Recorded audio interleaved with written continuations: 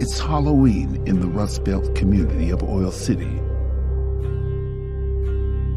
12-year-old Shauna Howe is leaving a Girl Scout party. Her best friend offers to walk her the extra block home. Shauna goes it alone. She would never be seen alive again. And Halloween would change forever.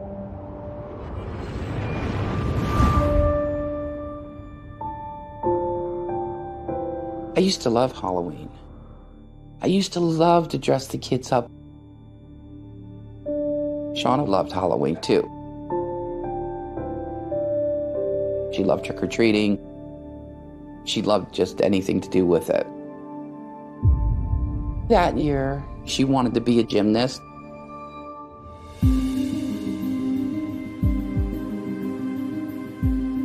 I remember that morning, Shauna come over and she says, "Mom, I've got the Girl Scouts tonight. We've got the Halloween thing. We're going up to the nursing home."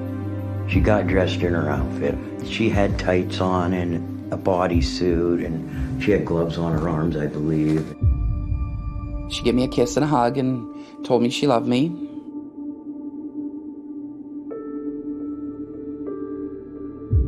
And then she was gone.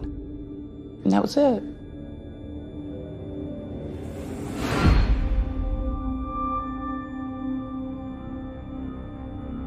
They got out of Girl Scouts at between 7:30 and 8 o'clock.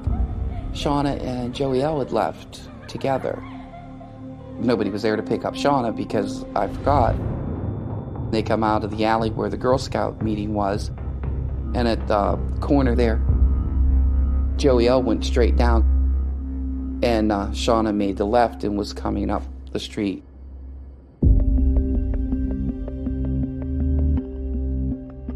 I was looking for her as it was getting dark. I believe the time changed just that week or so.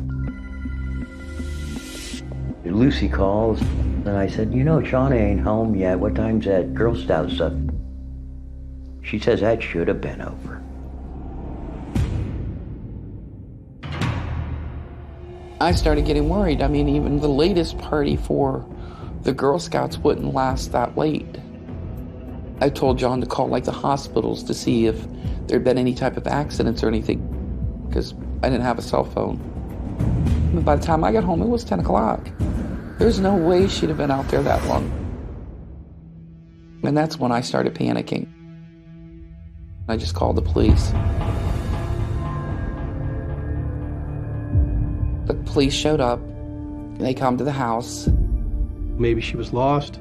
Maybe she stayed at a friend's. I think that was the hope. And then other reports started coming in. You know, they have the little walkie-talkie things, and there was a squeaky thing on there. They had this guy, Peyton, at the police barracks, and he's saying that they seen the girl being taken. And that's how I found out that Shauna was kidnapped. Dan Payton was walking on West 1st Street in Oil City. He saw a little girl walking on the other side of the street. He then sees a tall, skinny guy wearing a ball cap. He hears a short scream. She was grabbed and taken into a car that left immediately.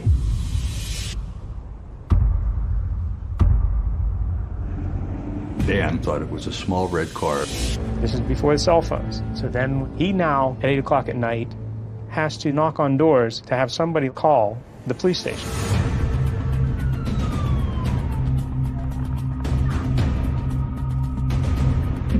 I was a patrol officer on the night shift, 11 at night till 7 in the morning. We got called in to help look for Shauna Howe. There's a lot of emotion involved. There's a little girl missing. How could this happen? It was almost unbelievable. One of our children were missing. Right away, we set up a roadblock. You stop people, you talk to them, you ask them if they'd seen anything suspicious. Everybody's looking. Early on, at least 20 to 30 law enforcement officers looking for Shauna. We're looking everywhere. We're talking to people on the street, going back over again to the intersections, the area. We start to look for the vehicle. Driving the streets, just literally doing grid patterns up and down every street, every alley. There was that urgency and that concern. After 24 hours, the likelihood of finding them alive decreases almost by the minute.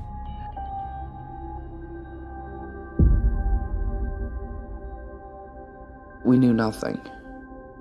Just wandered the house all night long. I don't remember sitting down. I remember when the light broke the next morning, word got out everywhere. And I remember looking out the window.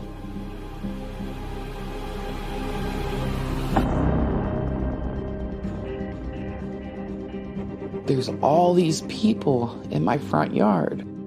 A lot of them were friends, family. There were some people I didn't even know. Local people started gathering to go out and do their own searches. That's how this community responds. There were hundreds of people out, volunteers, just walking and looking. The general consensus was fear. And the pressure to bring that child home for the community and the parents was unbelievable. I wanted to go out and search. You know, the cops are like, no, stay here in case somebody calls. What if it's a kidnapping, you know, and they want a ransom or something? So they wouldn't let me out of the house. Do you ever see like a cage lion just walking back and forth and back and forth? That's what that living room feels like. It's like walking around in circles because there's no place else to go. You just want to scream at the top of your lungs, just let me out. But nobody would.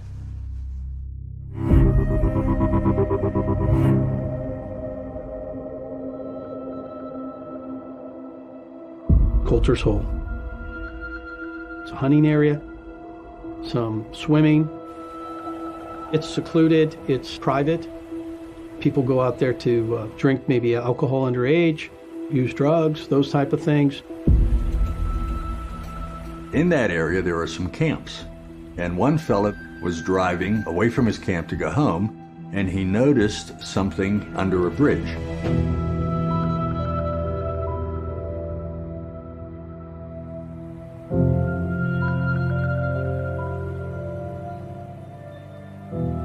We got a call that they found something, and they specifically wanted me to identify it. I walked up to it and took a close look at it. There in the bush was her bodysuit. It had been there like overnight. The moisture was like on it.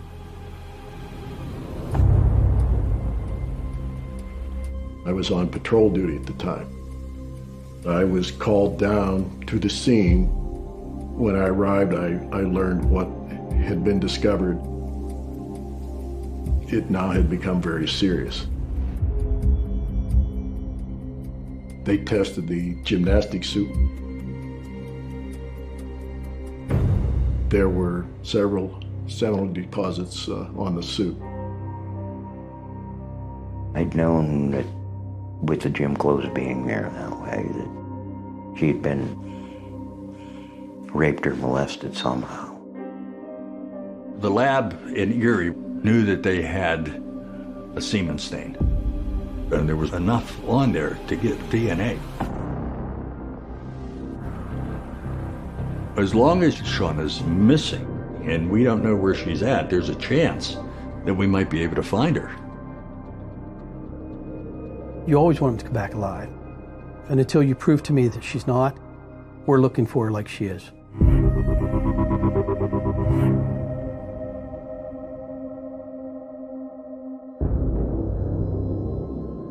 The day after the bodysuit was found, we were at the station and a call came in. This guy had gone to a nearby cottage down by Coulter's Hole. And he said, I just walked out on the bridge and I looked down and there she was.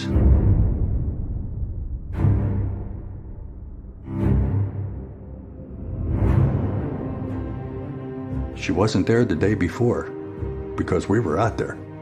Her shoes were found on the bridge. and there was a candy wrapper in close proximity.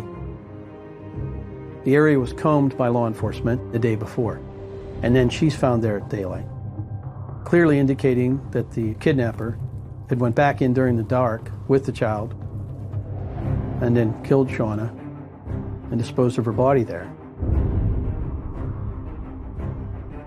To have the veracity to go into that area with the victim on the opportunity of getting caught, it was a taunt. Just like the shoes on the bridge. The likelihood of those shoes being found on the bridge, one facing one direction, one facing the other, and not falling off the bridge, that was placed there. And that denotes a sophistication that is not common among criminals. So, who killed Shauna Howe? Somebody was toying with us. Look what I did. Can you catch me?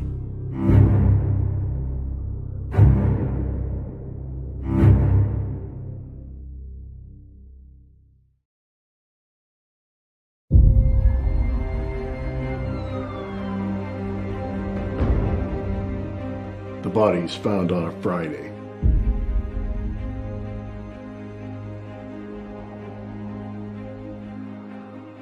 It was dark, and from where the body was, there's nothing from there until the next roadway. It was a little girl. She was thrown from the trestle, which was over 33 feet high, down to the creek bed.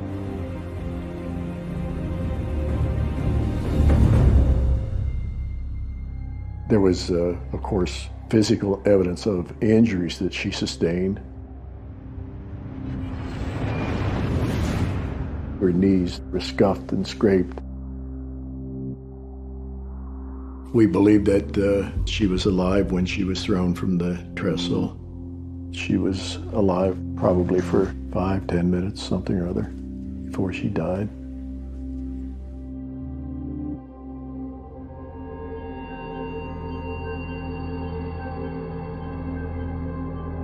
You know, I'll never forget what happened to her.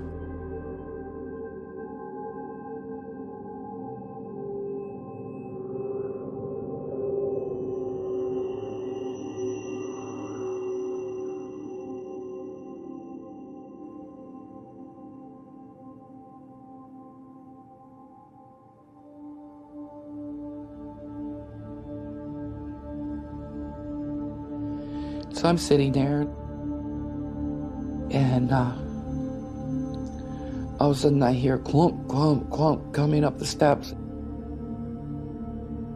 My brother Keith literally falls in my lap and says, it's Shauna. I'm like, no, it can't be. It just can't. And Claire wraps his arms around me, and he says, it is, sis. I seen her. And I said, no. And I lost it.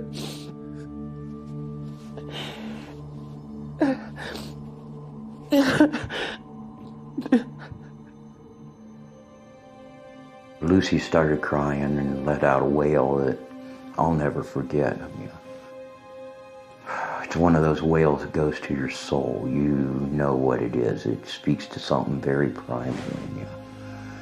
And it's the wail of a mother losing a child.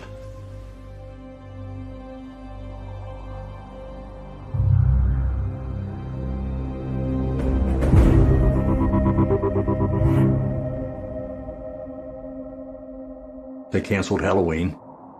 People were keeping a real close eye on their kids. They weren't letting them out.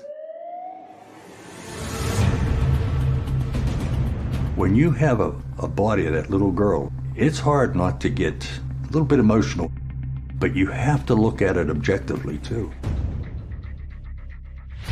We had DNA. That was the start. It was a blood hunt. If this case was going to be solved, you had to find a match for that DNA. A stranger abduction is more rare than an abduction from someone that knows the victim. So you have to look first at the family. We DNA tested her stepdad, John Brown. We DNA tested the uncles. We looked at them hard, okay? They even wanted a DNA test for my son.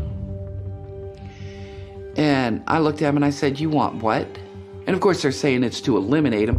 Finally, John got me calmed down enough, and Carrie, John's like, "Mom, just let me do it."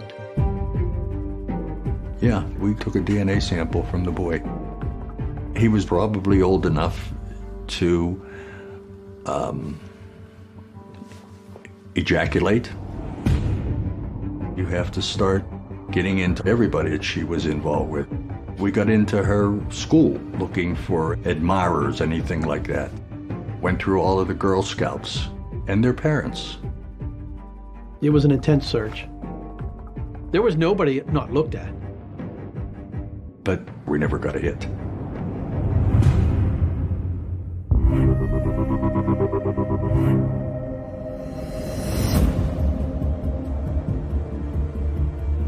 I felt like I was leaving a stone unturned, you know what I mean?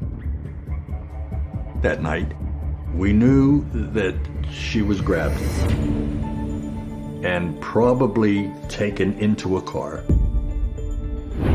There was a description of a tall, thin guy in a small red car. One of the people we were looking at was Bill Crabtree, the guy who found the body. What was he doing out there? Is he trying to throw everybody off? He was driving a small red car. They went through the vehicle, they looked for evidence. Obviously, they got his DNA. None of that matched. But then somebody called in and said that the description fit the guy named Ted Walker. Ted Walker met Shauna at the pizza shop. If Walker was working, for some reason he'd always want to give the girls a hug. And the girls would run from Walker so that he couldn't touch them. We know he's familiar with the family and that he had a small red car. But eventually the DNA cleared him too. So many dead ends. Looking at family, friends, other possible motives. It just came up blank. One of the main things I did was to interview folks around the neighborhoods where Shauna lived who had not been thoroughly investigated. Now, Michael Pruitt came under suspicion because he lived just a couple of doors down from the location of the abduction. Very suspicious guy. The day after her corpse was found, he got on a bus and left town. He became top of the list as far as potential suspect. Michael Pruitt's house was searched. There was a cubby hole that had been described to us. Shauna, at autopsy, she had injuries to her knees. They were scuffed and scraped. She was kept somewhere. This cubby hole would have been a good place where a child could have been contained.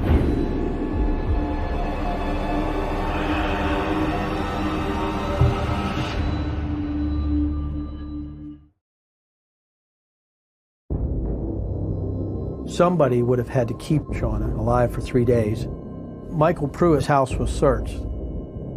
We looked at him very, very hard. The primary focus was on this cubby hole that he had beneath the stairway. When his DNA didn't match, believe me, that everybody was upset.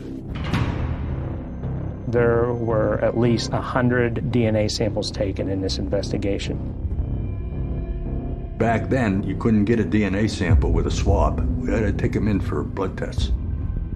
Anybody that I looked at hard, I got DNA samples from them. There's a reason they took 100 DNA samples. That was somebody that somebody was looking at and saying to themselves, here's our suspect. The list was going on and on and on. You didn't do anything wrong. Let's get your name out of it. I couldn't tell you how many of those we did over that couple of years period. All the DNA tests came back negative. It was negative with all of them. It was negative with all of them.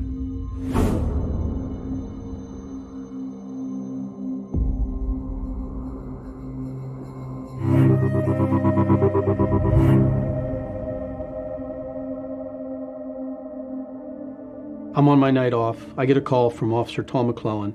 He said, "Winter, we need you down here. Somebody just tried to abduct a girl." I said, "What?" "They tried to kidnap her. They beat her up pretty bad. She's down here. I need you down here." She was walking down the street. He stalked her. He followed her out and tried to bushwhack her. It's a violent attack, and they're trying to put somebody in the trunk of a car who's capable of doing something like this. Jimmy O'Brien is. Tim and Jim O'Brien were brothers. Timmy older than Jim. There wasn't a cop here that didn't know the O'Briens. They're sexually violent offenders. Jimmy in particular. The guy's evil. The victim said, "I just know if I'd gotten in the trunk, I'd be dead. So I fought with everything I had." I arrested Jimmy for attempted kidnapping. This crime. It was on the same route that Shauna had walked home. It was on East 2nd Street, the same area she had left and went through.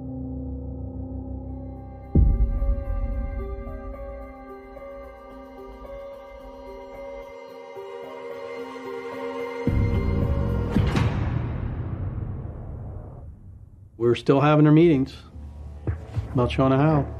And I said, "Have you looked at the O'Briens?" We knew who the O'Briens were.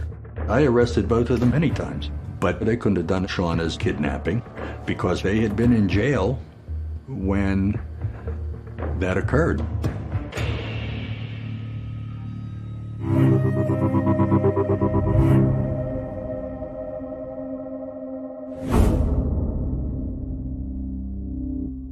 There still were no answers. I had bought a computer and got the internet, and they had that thing on there where you could go and see where all the pedophiles were around you and stuff. And when I pulled that up, I got the shock of my life of how many pedophiles lived around me. The person that took my daughter and killed her could be walking up and down the street in front of my house, and I wouldn't know it.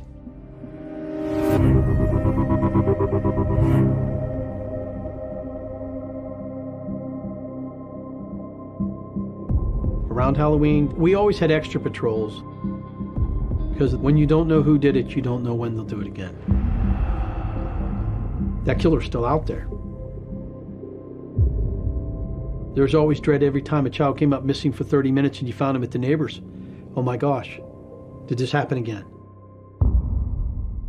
It was the 5-year anniversary of the day they found Shauna Howe, that Shanae Freeman came up missing out of her backyard. 5-year-old little girl, gone, disappeared. The family looks for a period of time before they call us. So it is going from dusk till dark. Darkness conceals a lot of evil and a lot of things. That's 5 years later. There's still no arrests. There's still no suspects. So the fear kicked back in again. Are they at it again? When I came down to the station, there's hundreds of people waiting outside wanting to hear something. There was fear. There's nothing but fear that gripped the community. How could this happen again? I was thinking about Shauna Howe. I asked God, get me on my best game, man. Give me help. Because that same fear was still there. It's getting dark. The boogeyman's out there. He's back.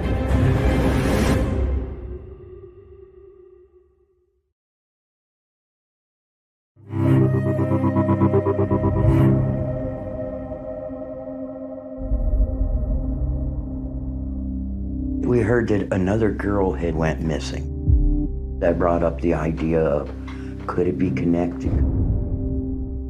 Because it was around Halloween time too.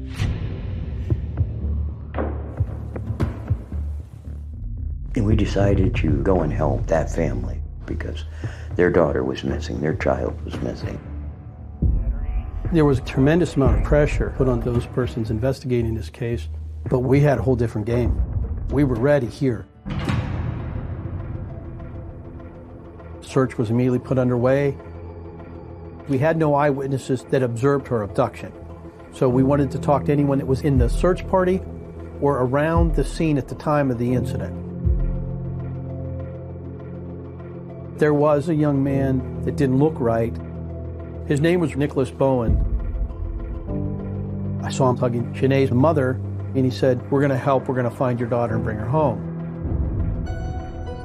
When I talked to him, his body language, it didn't seem right. When you get in close to someone like this, they'll start to lean into you. And if you can just casually, physically touch them, they'll collapse on you if you got it right. I said, "I'm asking for your help because I think something bad happened." He laid his head in my chest and started to cry, and he's like, "She's hurt bad. She's bleeding bad." And I said, "I've seen a lot of people bleed bad and live. You got to get me to her." We discovered Sinead buried in a shallow grave.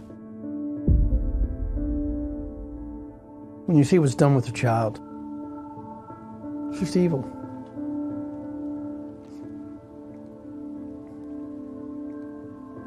I heard that mother let out that scream, and I knew what it was. Once you hear it, you would understand it because it's the most soul-touching scream that a woman will ever let out. Most people knew that he'd been arrested. There's a couple hundred people across the street, easy. He was 6'2", 200 some pounds. You know, a man by every other standard but his age. He was only 17 and a half. That would have put him at 12 at the time. Nicholas Bowen was too young to have been involved in Shauna Howe's murder. When they said that they had found the guy and that he wouldn't have been old enough when Shauna was murdered, I was mad. I mean, I've been waiting 5 years and there's still nothing. You don't have any more information to give me in 97 than you did in 92. From the outside looking in, what have you done? The leads slowed. Sometimes nobody would call anything in for weeks.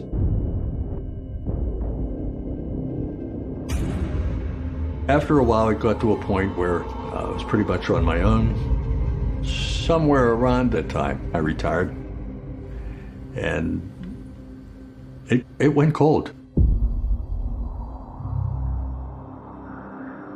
He said, "It's basically a cold case. It's basically dead." I said, "Yeah, so's my daughter." The investigation grinds to a halt and time moves on. But the Howell family still needs answers.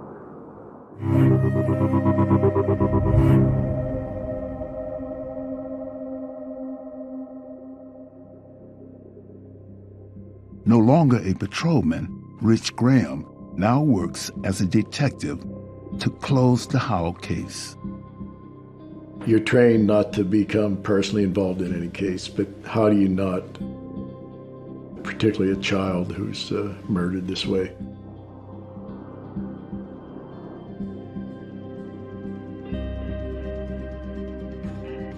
He came to the house one day and he introduced himself. He looked me right directly in the eyes and he says, "I'm gonna solve this." You know, there was no hesitation. After years waiting for somebody to do anything, it felt good.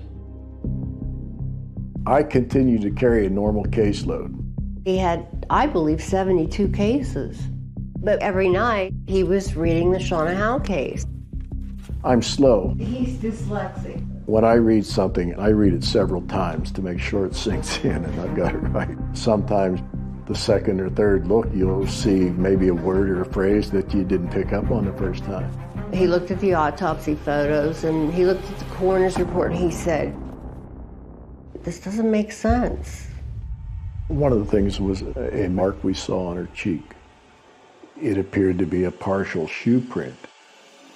And there was not even any mention of that in the autopsy. Betsy and I went to see Helbert Fillinger, a renowned medical examiner. We reviewed photos of Shauna's corpse. Helbert agreed that that appeared to be a shoe print we saw on her cheek. He said this was a violent rape. Pretty sick.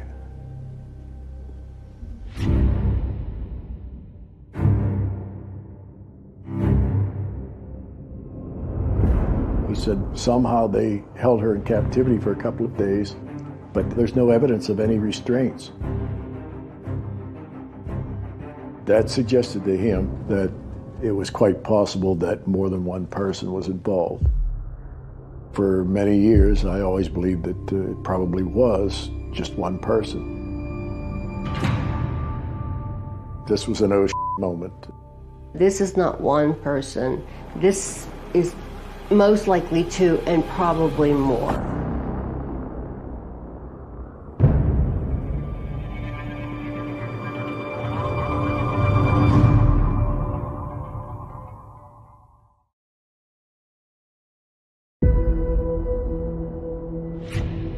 There was only DNA from one suspect on Shauna's body. And that may be the basis for thinking there was only one person involved. But that's not necessarily true. Just because you don't have a DNA match does not mean that the person wasn't involved or had knowledge of the crime or assisted in some way. We decide to do a big sweep again. We go back to all the local departments. One of the places we went was the fire department. 1992. The fire department got called to a fire in a red car. That car belonged to Ted Walker. Ted Walker's name had been brought up numerous times. He had met Shauna at a pizza place.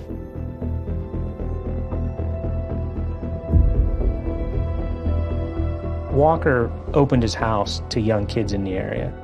It was like a little bit of a flop house. And Ted fit the description perfect.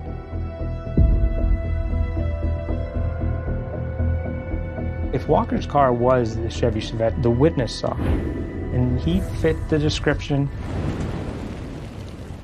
throw that together with a car being set on fire. Did Ted have her in the back seat? Did something take place back there? I think that was done to destroy evidence.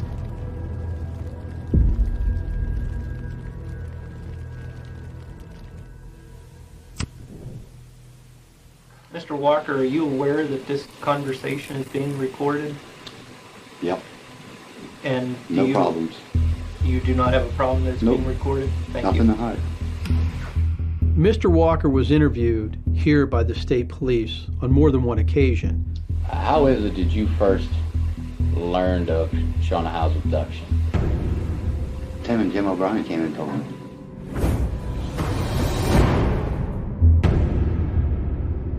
He hears about the case from Jim and Tim O'Brien, who come into his house. He could have made up any name. Nobody would have been able to question him on that. They just came running in telling me that a little girl, was kidnapped downtown.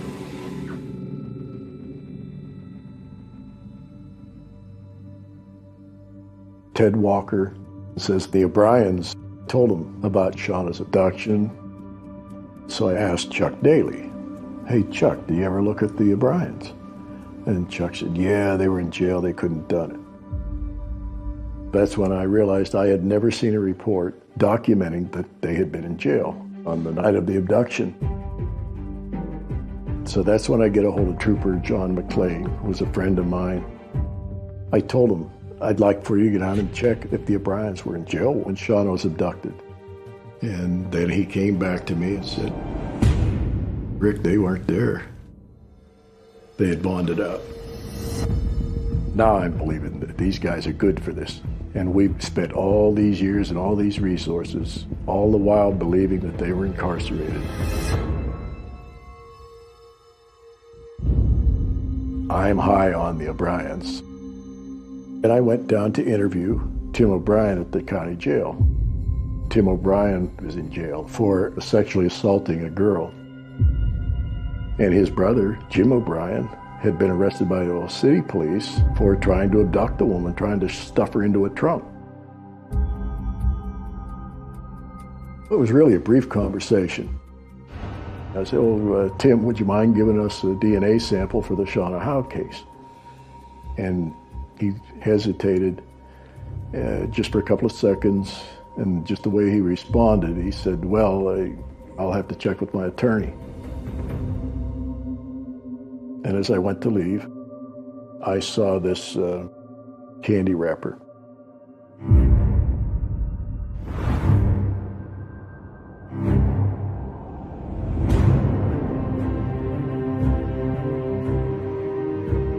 Chill went down my spine. Chill that starts up at your neck and runs down to your tailbone, and kind of a little shiver. I want to get the DNA because I think these O'Briens are good for this. After all these years, I think we may have finally found the killers.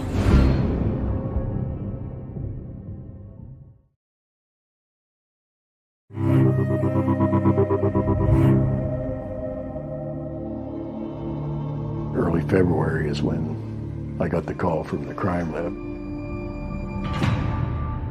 Jim O'Brien's a match.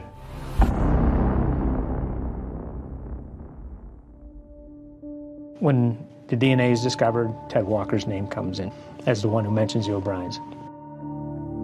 It just adds up. It is 3 people.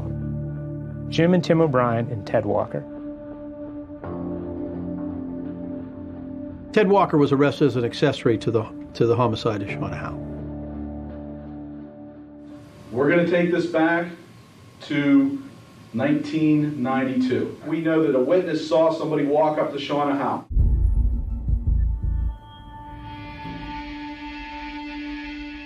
Isn't that right? Right. And who was that person the witness saw? Me. Right. So you walk up to her, and as you're approaching her, you ask her what? She was selling Girl Scout cookies. Okay. And why do you ask her that? Because I like working Girl Scouts. Well, I know that, but just make her feel at ease. Make her feel at ease?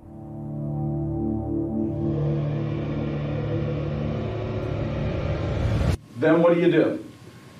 Well, I grab a hold of her and take her back. Did you grab her? How around the shoulders. You grab her. Carry down, hand her to Tim. You hand her to Tim. So there's Walker handing her off to somebody, but then there's somebody driving the car. And they're all 3 involved in that. You get back to your house. What's the next thing that happens? They come in carrying Shauna. And go up the steps. The O'Briens, those guys have a little girl that to them, that's a playground. Once they got upstairs, I heard her screaming, struggling. Leave me go, get off me. He actually, I think, one time he yells at them to keep her quiet, and they want to know then, how do we keep her quiet? And he says, well, get her some candy. We picked Halloween night. It was only supposed to be a prank. And other than Walker, these guys have never talked. These guys have never admitted what they did. But what happened, I think, is they assaulted her upstairs. Then they left, and that's when they went out to Coder's Hole. But this bodysuit, I think they took her and they assaulted her again out there. Now this child doesn't have clothes. So they kept her in that car overnight, in the trunk. She had these brush burns on her knees, and I think that was from the carpeting in the car.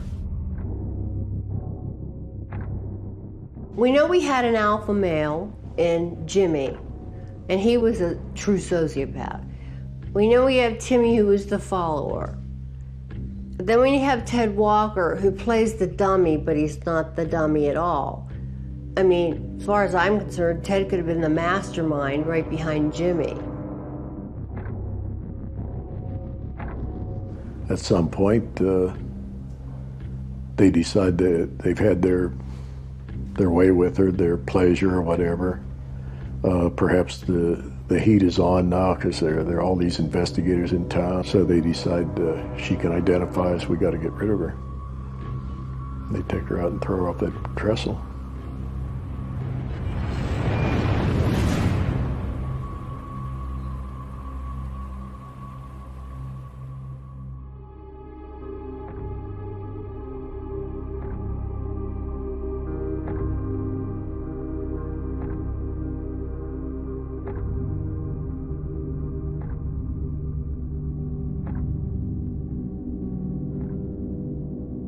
I'm glad for Shauna But the other thing is, I just feel sad.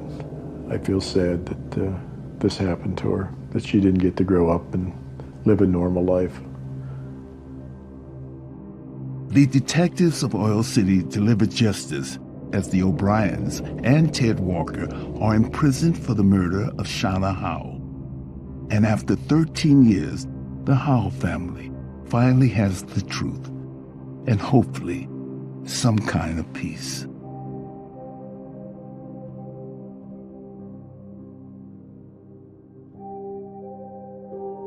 I think about her every day. I miss her every day.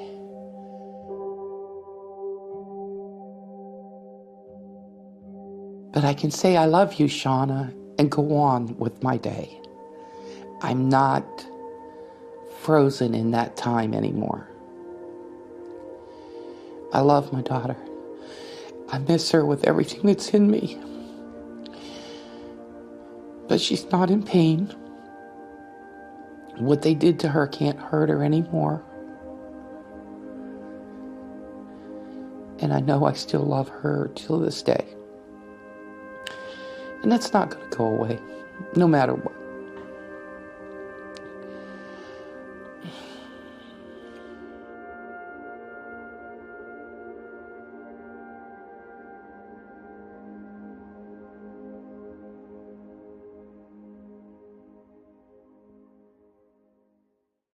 The town of Wiley in Collin County, Texas, during the late 1970s represented the quintessential American suburban dream.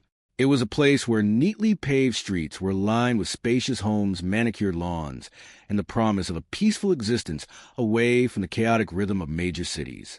Families flocked to this expanding community seeking safety good schools and a strong sense of neighborly connection. At the heart of this social structure was a local Methodist church which served not merely as a place of worship, but as a central hub for social gatherings, community service, and lifelong friendships. Sunday services, choir practices, and church picnics dictated the weekly schedules of its residents, creating an insulated environment where everyone seemed to know everyone else. Beneath this veneer of wholesome tranquility, however, lay the complex, unacknowledged realities of suburban domesticity, including boredom-hidden resentments, and the silent yearning for excitement that often accompanies a life strictly bound by routine and societal expectations. The community thrived on a collective commitment to appearances, ensuring that any marital struggles or personal dissatisfactions were kept strictly behind closed doors, preserving the flawless facade of the neighborhood and their pristine reputations without any lingering questions. Candace Montgomery, known to everyone as Candy, was the embodiment of the suburban ideal. She was a vibrant, energetic 30-year-old woman who seemed to navigate her responsibilities with effortless grace. Married to a successful electrical engineer, she lived in a beautiful home and was a mother of 2 well-adjusted children. Candy was deeply involved in her community, leading the church choir, organizing events, and always presenting a cheerful, outgoing demeanor that made her a beloved figure among her peers. She possessed a natural charisma that drew people to her, and she took immense pride in absolutely everything. She maintained a picture-perfect household while remaining actively engaged in various social circles. Yet despite possessing everything that society dictated should make a woman happy, Candy harbored a deep-seated sense of restless dissatisfaction. The predictability of her daily life, consisting of endless chores, carpools, and polite conversations, had begun to feel suffocating. She craved a spark of passion, an element of risk, or some profound experience that would break the monotonous cycle of her existence. This internal conflict between the comfortable life she had built and the thrilling life she secretly desired created a profound hidden psychological vulnerability. In stark contrast to Candy was her friend and fellow church member Betty Gore. Betty was also a 30-year-old mother and former schoolteacher, but her experience of suburban life was markedly different. Married to Alan Gore, Betty struggled with deep-seated insecurities and a pervasive sense of anxiety that often cast a shadow over her daily life. She was profoundly devoted to her family and deeply desired a strong emotional and physical connection with her husband, but she often felt unfulfilled and isolated. Betty found it difficult to effortlessly blend into the cheerful, outgoing culture of this town. She often retreated into herself when overwhelmed by the pressures of motherhood and marital expectations. Her pregnancies brought additional physical and emotional challenges, exacerbating her feelings of vulnerability and leading to periods of significant emotional distress. Despite these struggles, Betty was a woman of deep faith and strong moral convictions, striving constantly to build a loving home and maintain a stable environment for her children. She relied heavily on the support of her husband and the structure provided by the church, though she often felt inadequate when comparing herself to the seemingly flawless women around her like Candy Montgomery Daly. The lives of these two women, though superficially similar in their demographic markers, were fundamentally divergent in their emotional landscapes. They interacted regularly through the church, establishing a friendly acquaintance built on shared activities and mutual acquaintances rather than a deep, intimate friendship. Their paths crossed frequently at choir practices, Sunday services, and community events, maintaining the polite cordiality expected of women in their social position. It was within this environment of forced proximity and superficial connection that the seeds of an unlikely and disastrous entanglement were sown. The church, designed to foster spiritual growth, inadvertently provided the perfect cover. The environment provided the perfect cover for clandestine interactions and the gradual blurring of moral boundaries. The catalyst for this impending tragedy was Betty's husband, Alan Gore. Alan was a quiet, unassuming man who worked in a steady corporate job and participated mildly in community affairs. He was not conventionally charismatic or particularly outgoing, but he possessed a certain stability that anchored his family. However, his marriage to Betty was strained by her emotional needs and his own inability to adequately address them. During a church volleyball game, a seemingly innocuous collision on the court between Alan and Candy happened. The collision sparked an unexpected physical awareness. For Candy, this fleeting moment of physical contact ignited a realization that Alan could be the solution to her overwhelming sense of suburban boredom. She saw in him an opportunity for a controlled rebellion, a way to experience the thrill of an illicit encounter without dismantling the comfortable life she had built with her own husband. Alan, despite his commitment to Betty, was vulnerable to the attention and the promise of a complication-free physical relationship, offering an escape from the emotional heaviness of his marriage. Driven by her characteristic pragmatism moving forward, Candy did not let this realization remain a mere fantasy. She approached Alan with an astonishingly direct and methodical proposition regarding the possibility of initiating a physical relationship. There was no sweeping romance or passionate seduction involved. Instead, the arrangement was negotiated with the cool detachment of a business transaction. Candy outlined specific parameters designed to protect their respective marriages and ensure that the affair remained purely physical. They agreed to share the cost of their encounters, including meals and motel rooms, dividing all expenses evenly to maintain a sense of equity and detachment. They established strict boundaries completely immediately. They scheduled meetings only on specific days during their lunch hours to minimize the risk of discovery. Furthermore, they made a solemn vow that if either of them ever began to develop genuine romantic feelings, the arrangement would be immediately terminated. This highly compartmentalized approach allowed Candy to satisfy her craving for excitement while convincing herself that she was not fundamentally jeopardizing her family or her moral standing in the community. For several months, the clandestine arrangement proceeded exactly according to plan. Candy and Alan met regularly at the motel far enough from Wiley to avoid accidental encounters very completely. These meetings provided a stark contrast to their everyday lives, offering a temporary suspension of their responsibilities and the heavy expectations placed upon them by their families and society. The strict adherence to their self-imposed rules created an illusion of safety and control, allowing them to engage in deception without the immediate burden of guilt.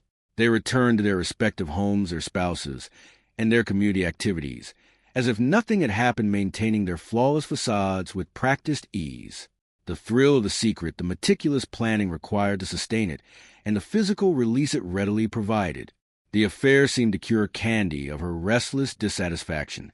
However, the meticulously constructed equilibrium of their arrangement eventually began to shift. Betty became pregnant with her second child of development that brought renewed emotional and physical challenges to the Gore household. Alan, experiencing a resurgence of guilt and a renewed sense of responsibility toward his struggling wife, began to withdraw from the affair. Candy agreed that it was time to end the arrangement. The termination of the affair was handled with the same pragmatic detachment that had characterized its inception. There were no dramatic arguments or any lingering resentments. They simply returned fully to their respective lives. In the months that followed the cessation of the affair, the two families continued their lives in close proximity. The morning of June 13, 1980 began as an entirely ordinary Friday. Alan had left early for a business trip, leaving Betty at home to care for their infant daughter. Because Betty's older daughter had forgotten her swimsuit after a sleepover, Candy needed to make a quick trip to the Gore residence to retrieve it. When Candy knocked on the door, she expected a brief polite interaction before quickly departing the residence. Betty opened a heavy wooden door with a strained expression that immediately signaled to Candy that something was fundamentally wrong with this ordinary morning.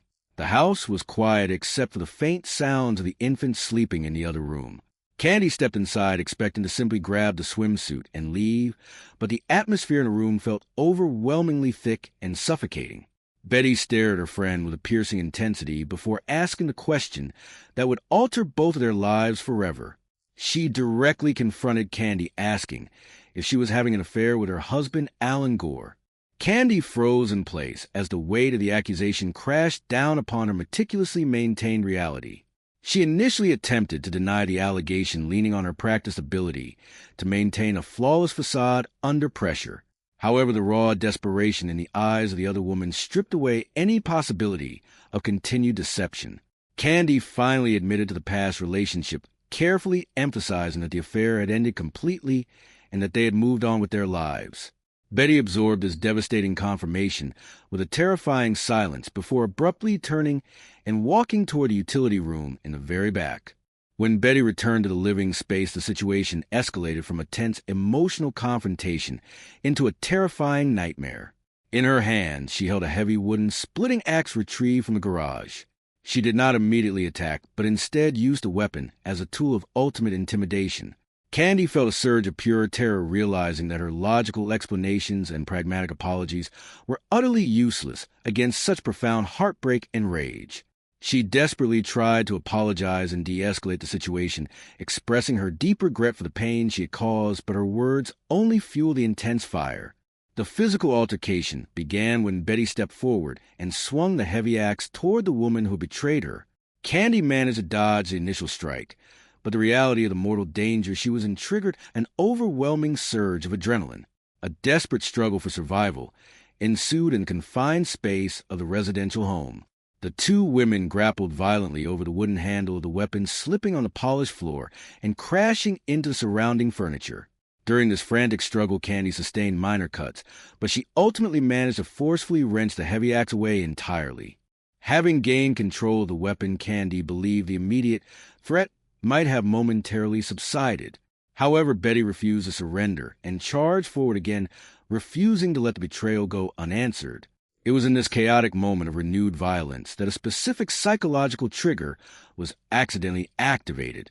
As they struggled, Betty placed her finger over her lips and forcefully whispered a frantic, shushing sound, demanding that Candy be quiet. This simple auditory cue bypassed rational thought and violently awakened a deeply buried childhood trauma within Candy's broken psyche, causing her mind to completely detach from the present physical reality. The psychiatric evaluation later explained this phenomenon as a severe dissociative reaction triggered by the repressed memory of her mother demanding silence during moments of extreme emotional distress. Candy was no longer a suburban housewife fighting for her life in a Texas home. She was engulfed in a blinding primal rage that obliterated all conscious restraint and logical reasoning. In this deeply altered state of consciousness, she raised a heavy axe and began to swing it with absolutely terrifying force. The first blow struck with devastating impact, but the psychological dissociation prevented her from stopping the horrific, brutal assault immediately. The violence that followed was entirely disproportionate to the threat, a phenomenon investigators would later describe as absolute overkill. Driven by the unrelenting storm of repressed childhood trauma and pure adrenaline, Candy brought the heavy iron blade down upon her victim repeatedly. She swung the weapon a staggering 41 times, meticulously obliterating the person beneath her.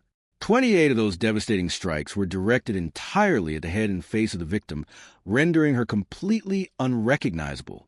Blood splattered across the walls and pooled on the linoleum floor, transforming the mundane domestic space into a horrific slaughterhouse very quickly. When the dissociative fugue finally broke, Candy found herself standing in a scene of unimaginable carnage. The silence of the house returned, broken only by the sound of her own ragged breathing and the gentle cries of the infant daughter in the adjacent bedroom. Instead of calling for emergency assistance or the police, an intense self-preservation instinct completely took over. She methodically attempted to clean the worst of the blood from her own body in the bathroom. She deliberately left the heavy axe on the floor, stepped over the mutilated body, and walked out the front door very silently. She left the infant completely alone in the house, where she would remain for 13 agonizing hours until concerned neighbors broke down the door that evening. Candy returned to her normal routine with chilling composure, proceeding to teach a church Bible class and socialize with friends as if the morning had never happened. However, the meticulous facade began to crumble when the police discovered the horrific scene and launched a massive homicide investigation. Detectives quickly found bloody footprints matching her shoe size, and Alan Gore eventually confessed to the previous affair, providing authorities with an immediate and powerful murder motive. Candy was arrested and charged with the brutal murder, sending absolute shockwaves through the tight-knit religious community of Wiley. The trial that followed in October 1980 became a media sensation, captivating the nation with its scandalous mix of suburban infidelity and extreme violence. The prosecution presented the staggering number of 41 axe wounds as undeniable proof of premeditated malice and uncontrolled viciousness. They argued fiercely that nobody could inflict such catastrophic damage and legitimately claim they were simply defending their own life. They painted the defendant as a cold, calculating killer who eliminated a romantic rival intentionally. The defense team, led by a brilliant and theatrical attorney, constructed a highly controversial but undeniably compelling narrative of pure self-defense. They introduced testimony from a prominent clinical psychiatrist who had placed the defendant under deep hypnosis to uncover the repressed memories of the terrifying struggle. The jury listened in stunned silence as the defense explained the concept of dissociation and how the shushing sound had triggered a violent psychotic break. The lawyers masterfully argued that their client did not go to residence with any intention to kill, but was forced into a desperate battle for absolute survival. The defense insisted that the sheer brutality of the attack was not evidence of murder, but rather proof of a temporary psychological collapse during a life or death struggle. The jury deliberated for a remarkably short period of time before returning to the courtroom with a verdict that would echo through legal history. In a stunning conclusion that left the victim's family and much of the general public absolutely outraged, Candy Montgomery was officially found not guilty of murder. The jurors later explained they truly believed the prosecution had failed to prove beyond a reasonable doubt that she was lying. They accepted the explanation that the initial strike was defensive and the subsequent mutilation occurred while she was completely unaware of her own actions. Following the controversial acquittal, the defendant faced intense public backlash and was heavily ostracized by the very community she had once dominated. Recognizing that remaining in Texas was entirely impossible, she changed her name and relocated her family out of state to begin a new life in Georgia. The house where the horrific crime occurred stood as a grim local landmark, while the surviving children grew up forever shadowed by the brutal loss of their mother. The shocking events that transpired on that ordinary Friday morning continue to spark fierce debate regarding the limits of self-defense and the complexities of human psychology. Decades later, the case remains a captivating focal point in the true crime genre, inspiring numerous books, documentaries, and high-profile television adaptations. It serves as a chilling reminder that profound darkness can exist just beneath the surface of the most picturesque neighborhoods.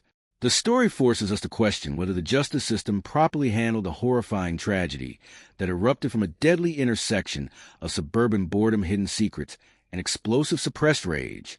The acquittal of Candace Montgomery left an indelible scar on the community of Wiley and the broader American public consciousness. When the jury delivered the not guilty verdict, the courtroom erupted in a chaotic mixture of disbelief, outrage, and quiet vindication. For the friends and family of the victim, the legal conclusion was an incomprehensible travesty of justice that completely failed to account for the catastrophic violence inflicted upon a defenseless mother. The sheer brutality of the crime scene starkly contradicted the legal definition of justifiable self-defense in the minds of many who closely followed the harrowing trial proceedings. Newspapers across the country broadcasted the sensational outcome, fueling a national debate regarding the profound flaws within the judicial system. Many observers argued that the charismatic defense attorney had masterfully manipulated the emotions of the jurors by exploiting complex psychological theories that lacked solid empirical evidence. The concept of an involuntary dissociative fugue triggered by a simple childhood memory seemed like a convenient excuse to mask premeditated malice. Critics pointed out that leaving an infant alone in a bloody house for 13 hours demonstrated a truly chilling level of calculated self-preservation rather than the actions of an innocent victim. Unable to endure the relentless hostility from her former neighbors and the constant scrutiny of the local press, the acquitted woman swiftly uprooted her entire family. They abandoned their comfortable suburban life in Texas and sought permanent refuge in the quiet anonymity of Georgia. Seeking to completely sever ties with her notorious past, she adopted her maiden name and dedicated herself to building a fundamentally different professional existence.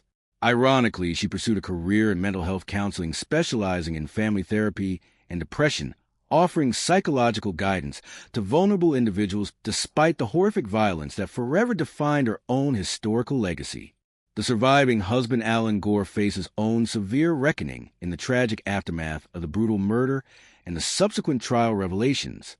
His admitted infidelity had been the crucial catalyst for the fatal confrontation, effectively destroying his marriage and completely shattering his public reputation.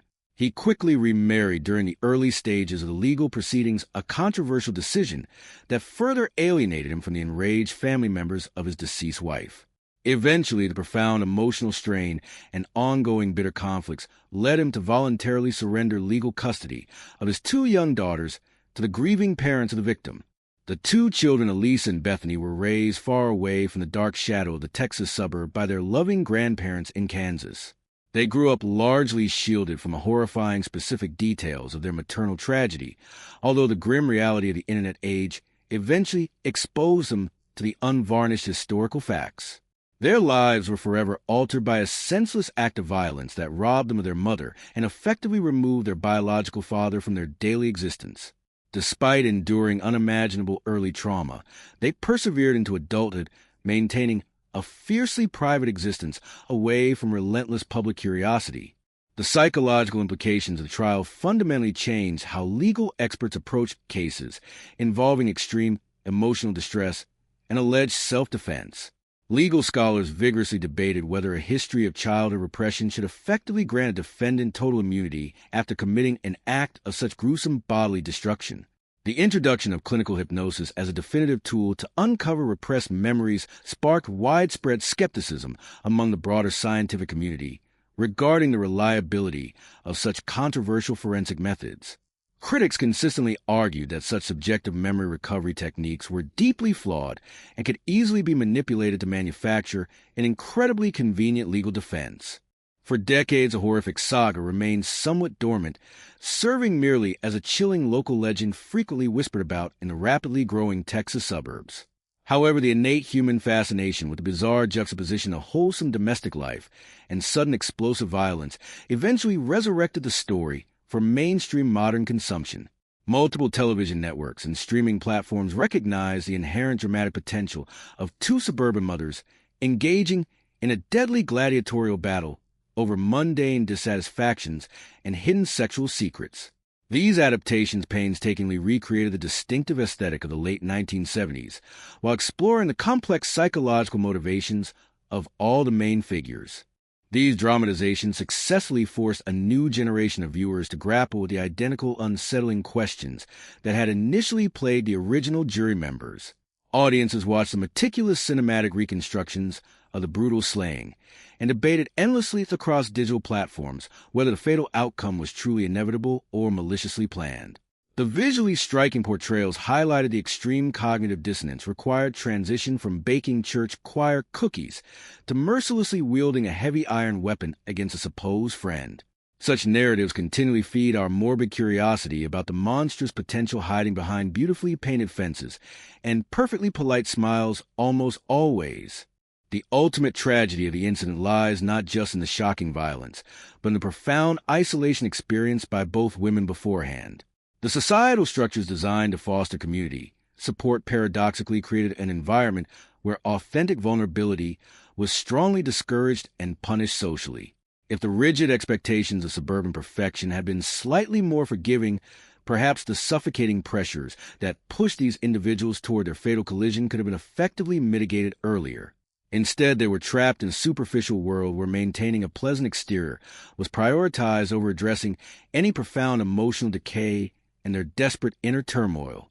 Furthermore, the lasting legacy of the investigation highlights severe procedural inadequacies that plagued early forensic documentation and evidence preservation efforts.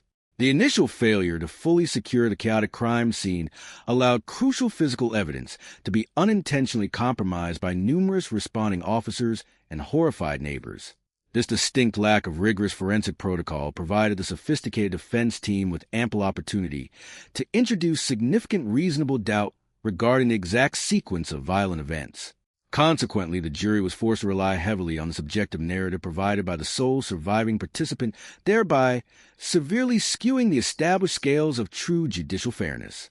The profound disconnect between the horrifying physical evidence and the controversial final verdict continues to deeply frustrate those who study criminal jurisprudence meticulously.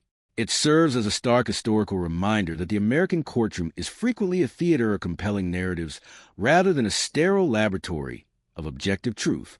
The side that successfully constructs the most emotionally resonant and psychologically persuasive story often prevails regardless of the raw statistical improbability of their claims.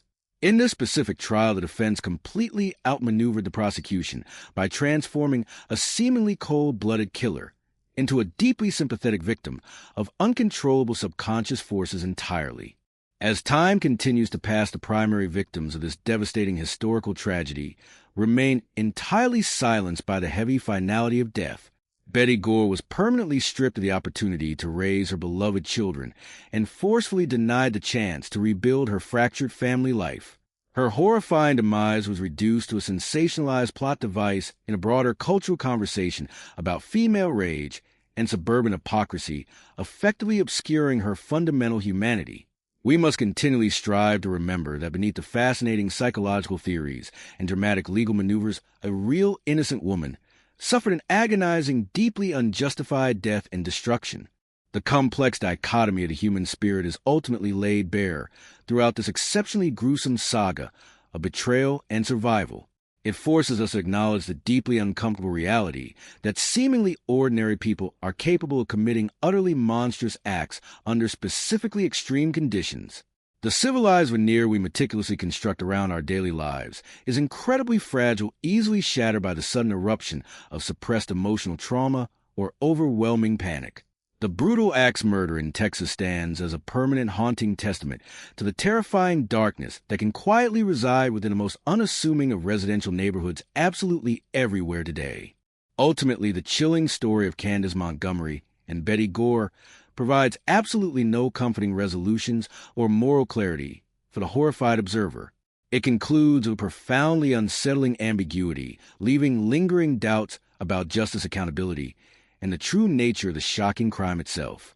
We are left only with the haunting image of a heavily bloodied utility room and the echoing silence, a shattered family forever broken. This case will undoubtedly continue to fascinate and disturb future generations, serving as a dark mirror reflecting the deepest and most dangerous secrets hidden within the quietest corners of modern society always. The enduring fascination with the events of June 13, 1980 extends far beyond the morbid curiosity of true crime enthusiasts or the dramatic adaptations of Hollywood filmmakers. It is fundamentally transformed into a profound sociological case study examining how rapid cultural shifts during the late 20th century impacted traditional gender roles and family expectations within American suburbia. The women of Wiley were caught in a peculiar historical crossroads where they were expected to embody the traditional docile housewife of the 1950s, while simultaneously navigating the emerging personal freedoms and complex psychological demands of the modern era. This intense societal pressure to project absolute perfection while suppressing internal chaos created an environment ripe for emotional combustion.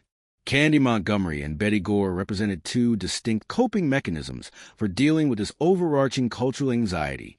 Candy chose the path of high performance, striving to excel in every imaginable domain from community leadership to domestic management, while secretly craving an emotional escape from the suffocating predictability of her life.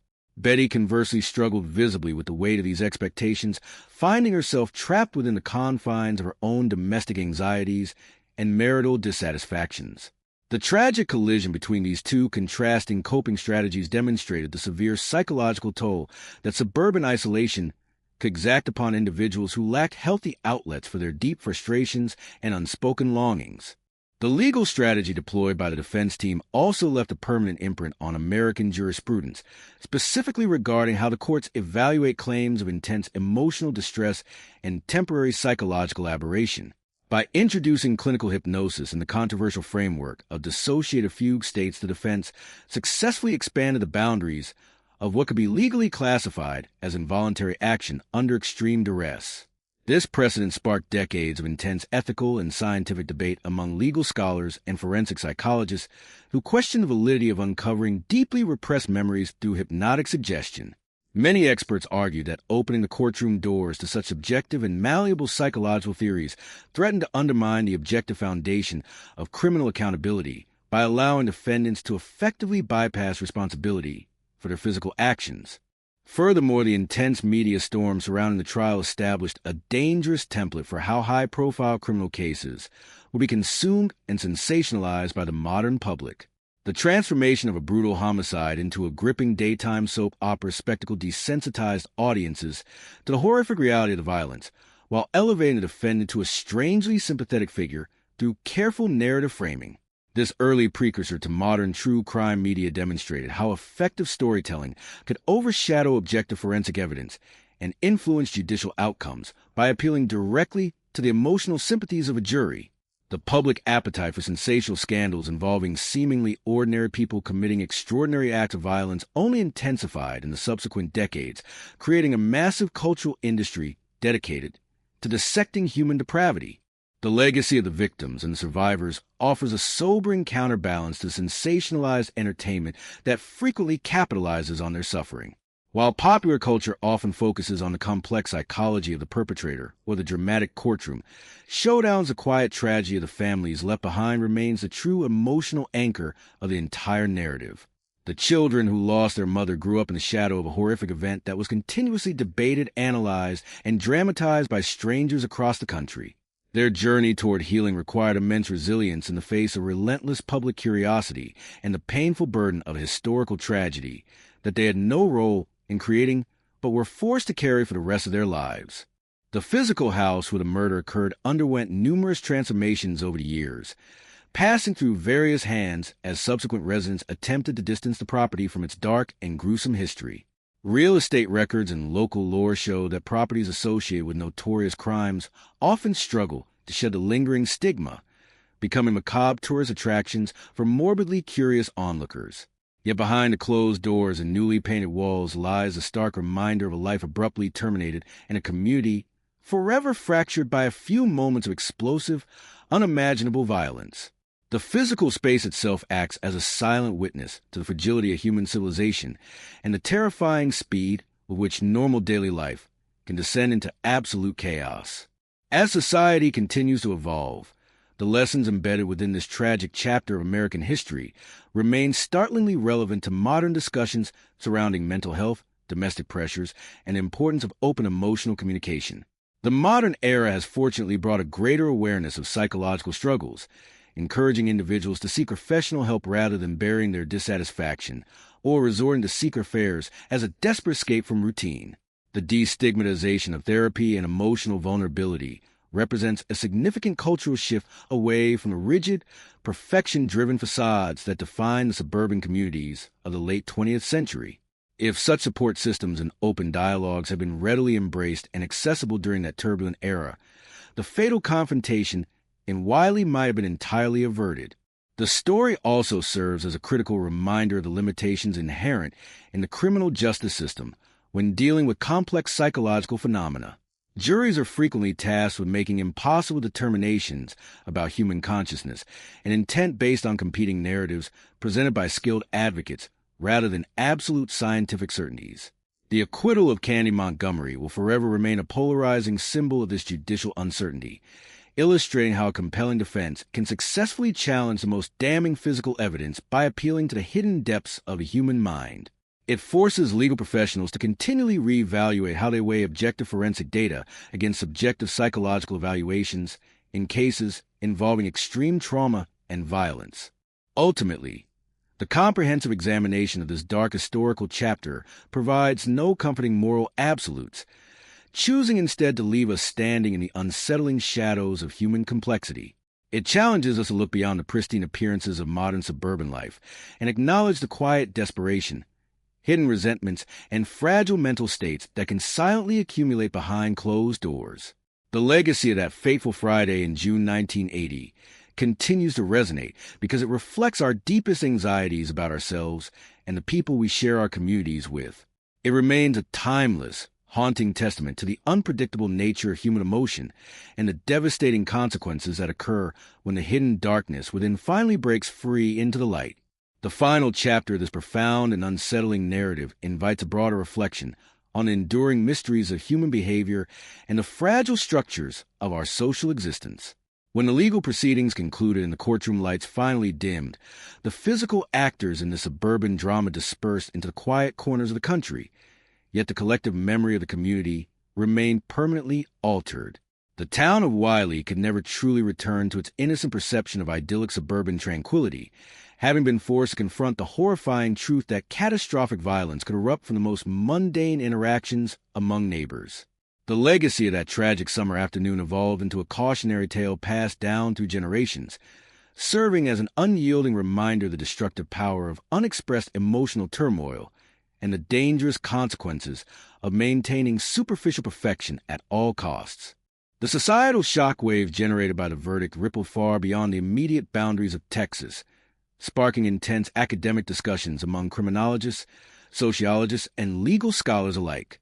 Researchers began to analyze the systemic pressures placed upon homemakers during an era of significant cultural transition, noting how the combination of isolation, unfulfilled expectations, and strict community conformity created an environment of silent desperation.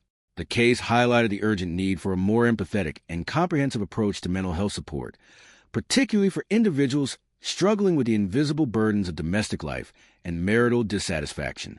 By examining the warning signs that preceded the fatal confrontation, experts hope to identify similar patterns of distress in other communities before they could escalate into irreversible tragedies. In the realm of criminal law, the case continues to serve as a pivotal reference point for discussions concerning the admissibility and reliability of repressed memory theories and psychological dissociation defenses. Legal textbooks frequently feature the trial as a classic example of how effective advocacy can challenge seemingly insurmountable forensic evidence by introducing complex psychological frameworks that resonate with a jury. The debate over whether an individual can experience a complete detachment of consciousness during a violent altercation remains a contentious topic among forensic psychiatrists, ensuring that the legal strategies employed by the defense will be scrutinized and debated for generations to come. This ongoing discourse underscores a persistent tension between objective scientific evidence and subjective human interpretation within the American judicial system. The cultural footprint left by the tragedy also evolved significantly over the decades, transitioning from localized gossip and sensational newspaper headlines into a staple of modern true crime documentation and dramatic storytelling. The various books, investigative documentaries, and high-profile television miniseries dedicated to the case demonstrated a collective cultural obsession with uncovering the hidden motivations behind the horrific crime. These artistic interpretations allowed audiences to safely explore their own deepest fears regarding betrayal, hidden identities, and the dark potential lurking beneath the surface of everyday life. However, this relentless media attention also raised important ethical questions about the exploitation of real-life tragedies for entertainment, forcing society to weigh the public right to know against the privacy and emotional well-being of the surviving family members. For the descendants of those directly involved, the enduring public fascination represents a complex and often painful burden that they must continually navigate. Growing up under the heavy shadow of a notorious historical event means that their private grief has been perpetually scrutinized, analyzed, and sensationalized by strangers across the globe. Despite these immense challenges, the survivors demonstrated remarkable resilience, forging their own paths forward and building lives defined by their own personal achievements rather than the dark legacy of their parents.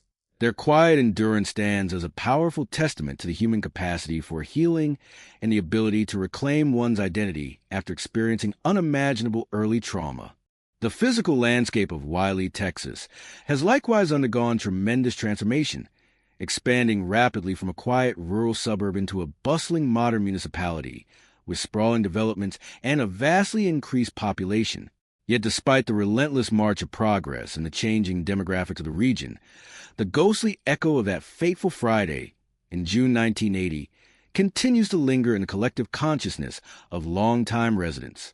The house where the tragedy occurred remains a silent, brooding landmark of local lore, its walls holding fast to the secrets of a violent confrontation that forever altered the course of multiple lives. It stands as a physical manifestation of the fragility of human civilization, reminding all who pass by that the most profound horrors can sometimes transpire behind the most ordinary and unassuming doors. As we look back upon this dark chapter of American history, we are left with a sobering realization about the complexities of human nature and the limitations of our collective understanding. The story of Candace Montgomery and Betty Gore provides no easy answers, no comforting moral resolutions, and no simple formulas to prevent similar tragedies from occurring in the future. Instead, it challenges us to embrace a deeper empathy for one another, to dismantle the toxic facades of perfection that isolate us in our moments of greatest need, and to foster environments where authentic emotional vulnerability is met with compassion rather than judgment. Only by acknowledging the hidden darkness within ourselves and our communities can we hope to prevent the quiet struggles of daily life from culminating in such devastating and irreversible destruction. The final legacy of this extraordinary case is ultimately one of enduring complexity, serving as a dark mirror that reflects our deepest anxieties, our most profound flaws, and our continuous quest for justice within an imperfect world. It reminds us that beneath the orderly surface of modern society lies a turbulent ocean of human emotion, capable of moments of breathtaking grace, as well as unimaginable cruelty. As the decades continue to pass and the details of crime fade further into the annals of history, the haunting echoes of that bloody utility room will remain, urging us to look closer, listen better, and always remain vigilant against the quiet monsters that can grow silently in the shadows of our own making. The conclusion of this extensive examination brings us full circle to the profound human element that invariably gets lost beneath the layers of legal arguments, forensic analyses, and sensationalized media portrayals. When all the transcripts have been archived and all the television adaptations have finished broadcasting, what truly remains is the stark reality of two families irrevocably shattered by a few moments of catastrophic violence. The tragedy of June 13, 1980 is ultimately a story about the devastating cost of unspoken grievances, the suffocating weight of societal expectations, and the terrifying speed with which normal daily existence can give way to absolute horror. It forces every observer to confront the uncomfortable truth that monstrous actions are not always committed by hardened criminals living in the dark margins of society, but can instead erupt from the very heart of respectable suburban normalcy. The psychological footprint left by the case extends far beyond the courtroom battles and the medical journals, permeating the cultural memory of a generation that watched in stunned disbelief as the events unfolded. The striking contrast between the sunlit manicured lawns of Wylie and the blood-soaked interior of the Gore residence became a powerful metaphor for the hidden fractures running through modern domestic life. It shattered the comforting illusion that a picture-perfect exterior could adequately protect individuals from the deep-seated emotional turmoil and silent desperation that frequently fester behind closed doors. By laying bare the raw vulnerabilities of its central figures, the case challenged the public to look past the superficial facades presented by their neighbors and recognize the urgent need for genuine human connection and honest emotional expression. The legal and ethical dilemmas sparked by the verdict continue to provoke rigorous debate among scholars of jurisprudence and criminal psychology alike. The successful deployment of a temporary dissociative state defense, anchored by controversial hypnotic regression techniques, established a fascinating and deeply contentious legal precedent regarding the boundaries of personal accountability under extreme psychological duress. It exposed the inherent difficulties juries face when forced to reconcile gruesome physical evidence with complex, subjective narratives of unconscious behavior. This ongoing friction between objective forensic proof and the malleable depths of the human psyche ensures that the trial will remain a foundational yet deeply controversial study for future generations of legal professionals navigating the murky waters of criminal intent and diminished responsibility. Furthermore, the extensive media coverage and subsequent dramatizations of the tragedy highlight our complex, often contradictory cultural obsession with true crime. Society possesses an insatiable appetite for dissecting the dark underbelly of human behavior, eagerly consuming tales of betrayal, violence, and suburban hypocrisy as both cautionary entertainment and psychological exploration. However, this relentless voyeurism frequently risks reducing real human suffering to a mere plot device, overshadowing the genuine grief of the victims and the lifelong burdens carried by the survivors. Balancing our natural curiosity about the darker aspects of human nature with a respectful acknowledgement of real-world pain remains a persistent challenge for a culture increasingly fascinated by historical tragedies.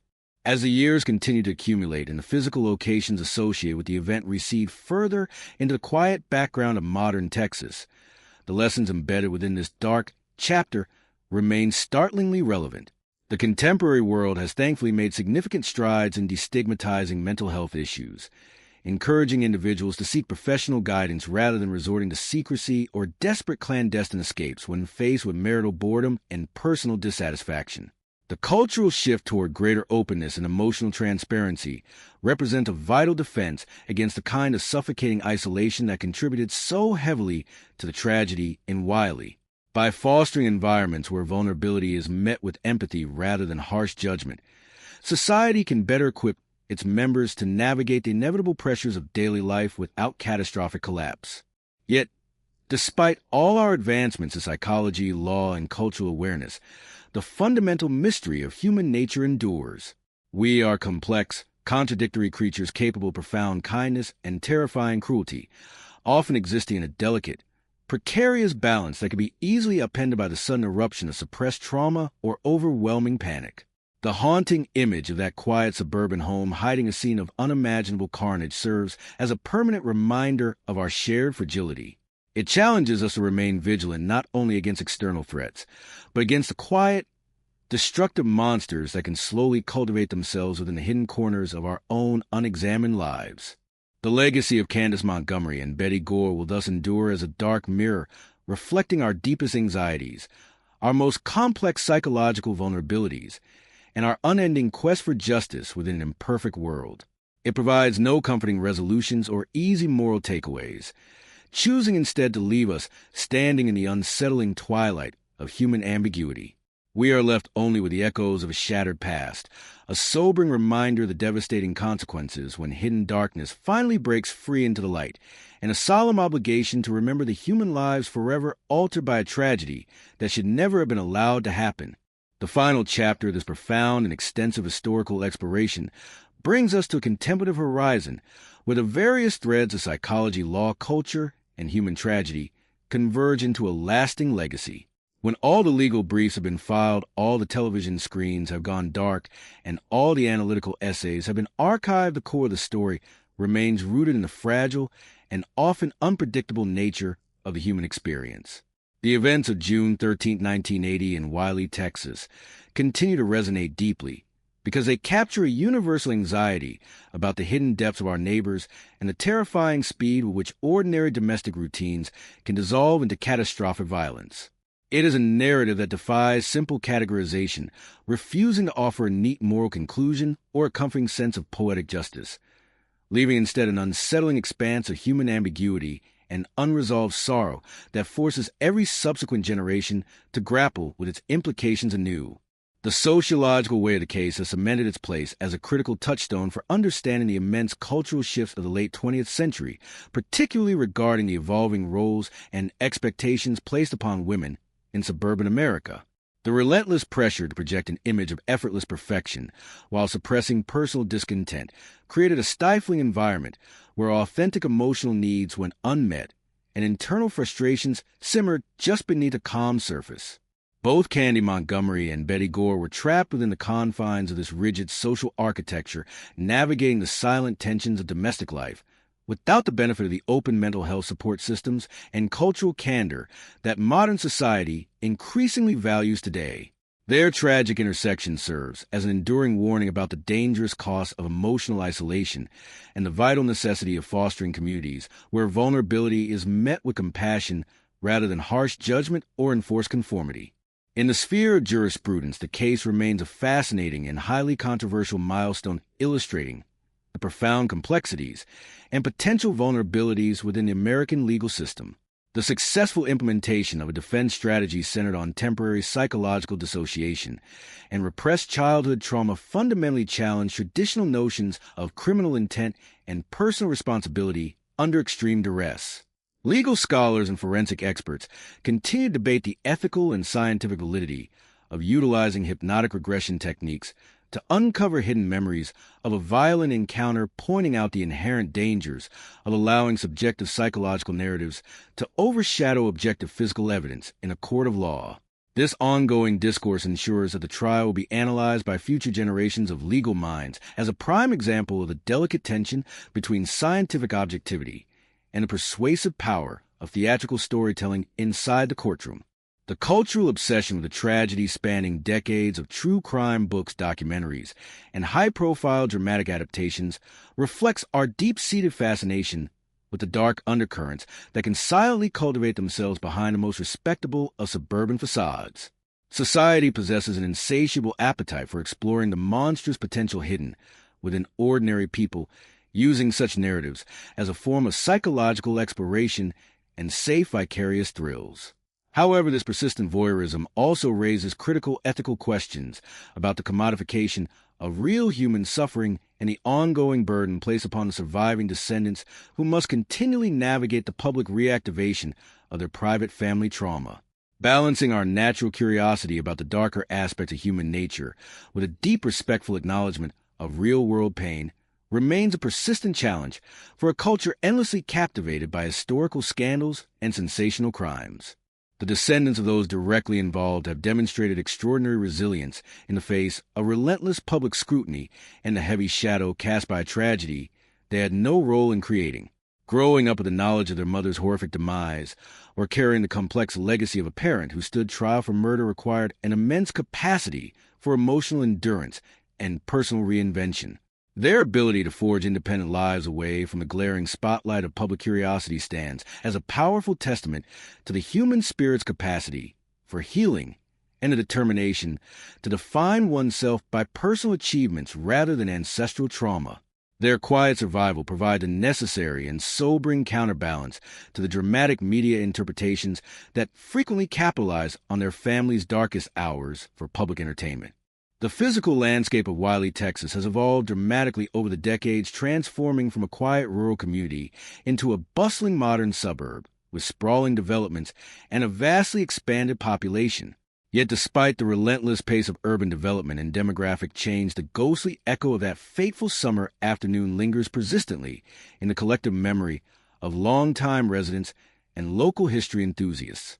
The house where the violence transpired remains a quiet, brooding symbol of a dark moment frozen in time, its walls holding fast to the secrets of a confrontation that forever altered the course of multiple families.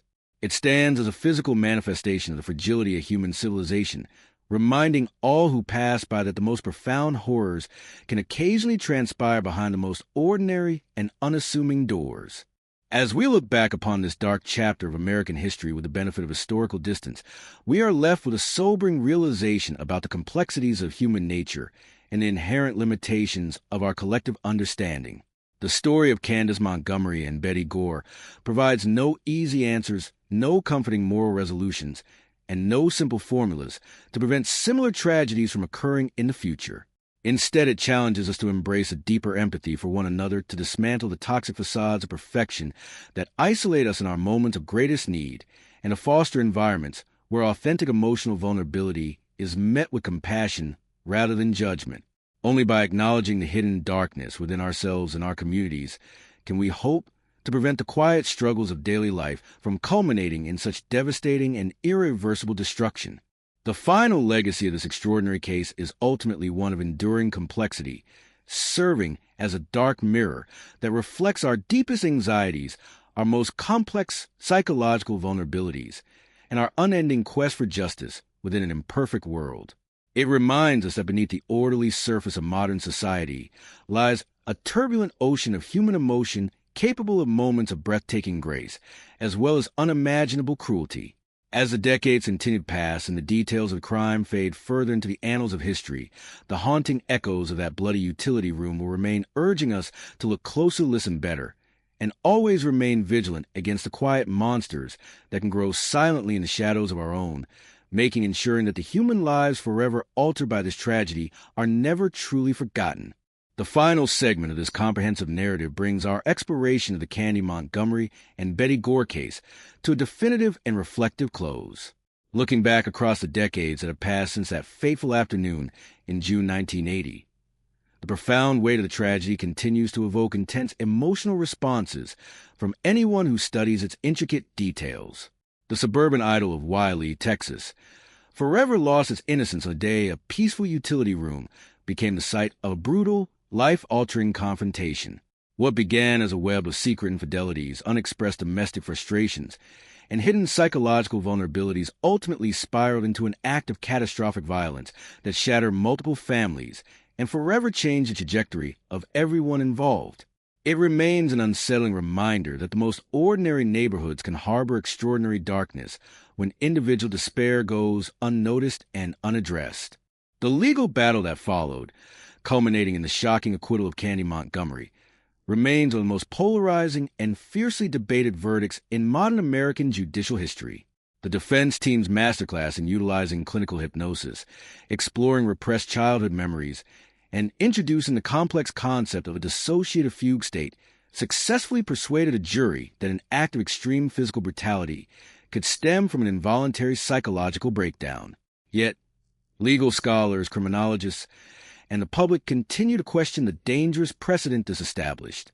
The idea that 41 axe wounds could be excused as a defensive reaction triggered by a simple whisper word challenges our core understanding of personal accountability, premeditation, and proportional self-defense. This ongoing friction between objective forensic evidence and subjective psychological interpretation ensures that the trial will be studied and argued by legal professionals for generations to come. Beyond the courtroom theatrics and the medical debates lies the enduring human tragedy of a life abruptly extinguished and children left to navigate an unimaginable grief. Betty Gore was much more than a sensationalized headline or a tragic plot device in a true crime drama. She was a mother, a teacher, and a woman seeking connection and security within a world that often demanded impossible standards of perfection. Her brutal silencing robbed her the opportunity to watch her children grow, while her family was left to bear the heavy burden of a legal system that ultimately offered them no sense of closure or justice. The resilience demonstrated by her children, who grew up far away from the shadow of the Texas suburb, stands as a testament to the human capacity to survive deep trauma. Yet the permanent void left by their mother's absence can never truly be filled. The cultural obsession with the case, manifested through numerous books, television miniseries, and documentaries, speaks volumes about society's relentless fascination with the dark undercurrents of everyday life. We remain endlessly drawn to tales of ordinary people committing extraordinary acts because these stories act as a mirror to our own hidden fears, secret resentments, and suppressed frustrations. We seek comfort in analyzing the meticulous planning of an affair, the sudden escalation of a confrontation, and the dramatic twist of a high-stakes trial, hoping to find a clear moral lesson or a logical explanation for the inexplicable. Yet, as this thorough examination has shown, the narrative offers no clean resolutions or comforting takeaways, leaving us instead to wander through the complex, gray areas of human psychology and moral ambiguity. As the physical landscape of Wiley continues to modernize and expand, burying the historical markers of the past beneath new construction and shifting demographics, the ghostly echoes of that summer day persist in local lore. The house itself stands as a silent monument to the fragility of civilization, reminding all who recall its dark history that civilization's thin veneer can easily rupture when pressure builds beyond endurance. It teaches us a vital lesson about the importance of open communication, emotional honesty, and the necessity of dismantling the toxic facades of perfection that isolate individuals in their moments of deepest distress. By fostering environments where vulnerability is embraced rather than judged, modern society can better support those who struggle silently with the overwhelming pressures of domestic and personal life. Ultimately, the comprehensive recounting of this dark historical chapter serves as a solemn meditation on the dual nature of humanity. We are creatures capable of profound kindness, deep community bonds, and breathtaking grace. Yet we also possess a capacity for sudden, devastating cruelty when our inner demons break free from the constraints of reason. The legacy of Candace Montgomery and Betty Gore will endure not merely as a sensational true crime artifact, but as a haunting cautionary tale about the high cost of emotional isolation, the complexities of the human mind, and the enduring quest for truth and justice in an imperfect world.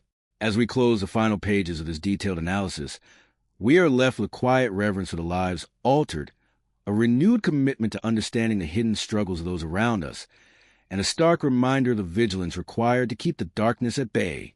The final installment of this extensive and harrowing exploration brings our collective journey through the case of Candy Montgomery and Betty Gore to its ultimate philosophical and emotional culmination.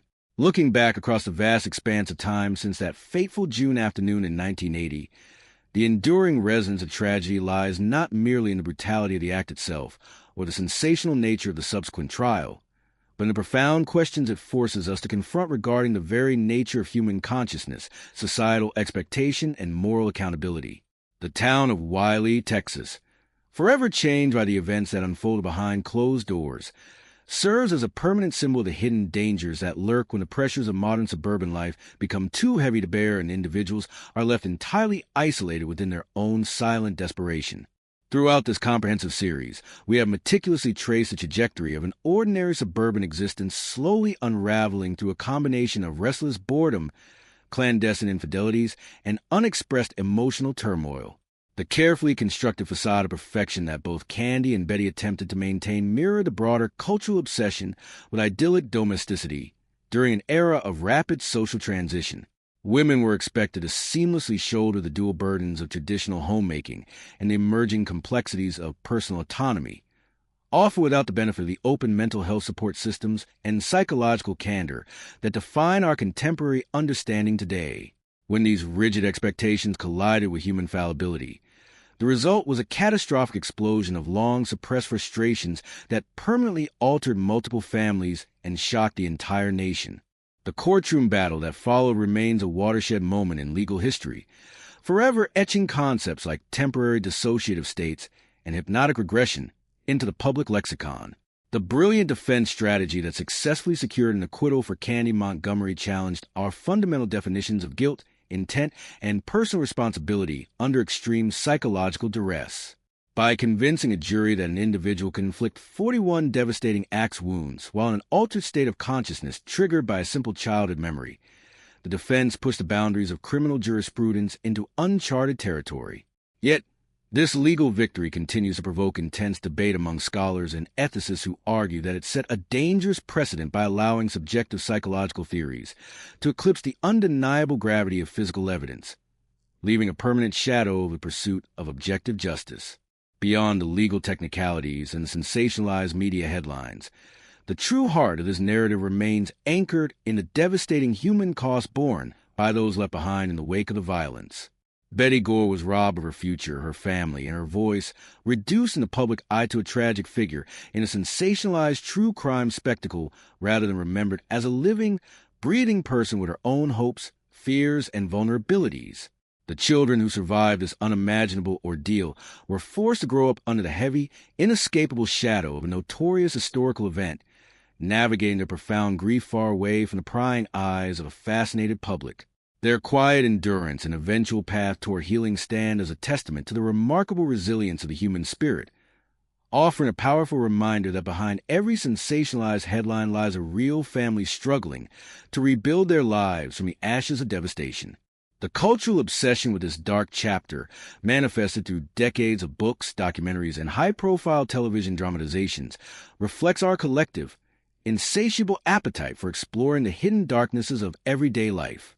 We are endlessly drawn to tales of ordinary people committing extraordinary acts because these narratives act as a mirror to our own deepest anxieties, secret resentments, and fragile mental states. We seek comfort in analyzing the meticulous planning of an illicit affair, the sudden escalation of a domestic confrontation, and the dramatic twist of a high-stakes trial, hoping to find a clear moral lesson or a logical explanation for the inexplicable.